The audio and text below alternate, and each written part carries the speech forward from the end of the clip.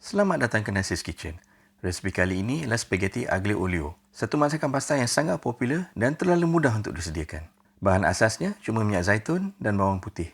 Walaupun tak banyak bahan, tapi ini antara masakan pasta yang paling sedap. Jom kita ke dapur.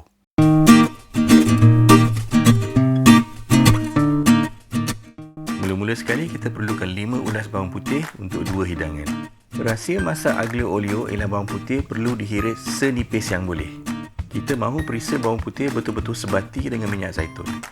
Gunakan pisau yang paling tajam yang anda ada.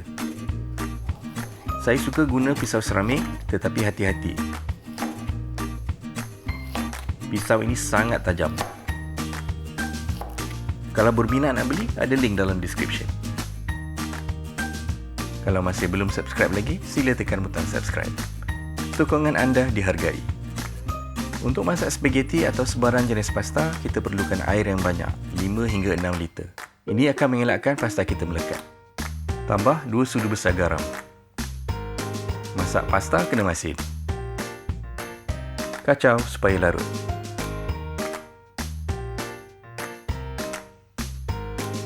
Ini ialah sendok pasta spaghetti. Pernah tertanya kenapa ada lubang di tengah? Sebenarnya untuk membantu kita menyukat berapa banyak pasta kita nak masak. Ini untuk satu hidangan. Saya akan masak untuk 2 hidangan. Pasta akan ambil masa 8 hingga 10 minit. Jangan lupa simpan sedikit air rebusan untuk sos. Bila dah masak, toskan dan ketepikan. Sekarang kita sediakan sos untuk spaghetti. Masukkan minyak zaitun extra virgin ke dalam kuali. Kalau tak ada, yang biasa pun okey. Jangan nyalakan api dahulu. Ini penting. Masukkan hirisan bawang putih tadi dan nyalakan api. Gunakan api yang kecil sahaja. Kita perlu masak bawang putih kita perlahan-lahan. Kalau api besar, bawang putih akan hangus dan sos akan rosak. Sekali-sekala kacau supaya bawang putih masak sekata. Bila dah mula kuning, masukkan sedikit serbuk cili kering kasar atau dried chili flakes. Ikut cita rasa masing-masing, ada yang suka pedas, ada yang tidak. Aglio olio tradisi yang asli tidak ada bahan lain. Tapi kalau nak tambah udang atau apa-apa bahan lain, terpulanglah. Kalau nak masukkan udang, jangan masak terlalu lama. Nanti udang akan keras dan liat. Sekarang kita masukkan spaghetti. Kacau rata-rata. Tambahkan sedikit air rebusan pasta. Kacau, jangan tak kacau.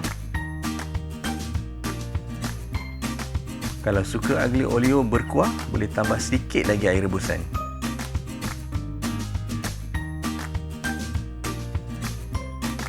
Kemudian kita masukkan daun parsley yang dihiris halus dan gaulkan.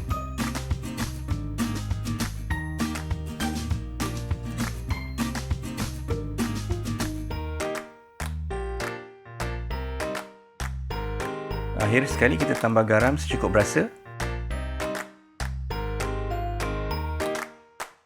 dan juga sedikit lada hitam. Spaghetti aglio olio siap untuk dihidang.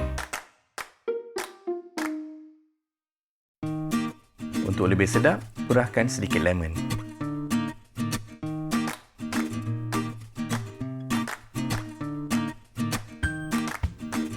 Kalau nak lagi sedap, iriskan keju parmesan. Terima kasih kerana menonton hingga ke akhir dan jangan lupa subscribe. Ada banyak lagi video resipi di sini.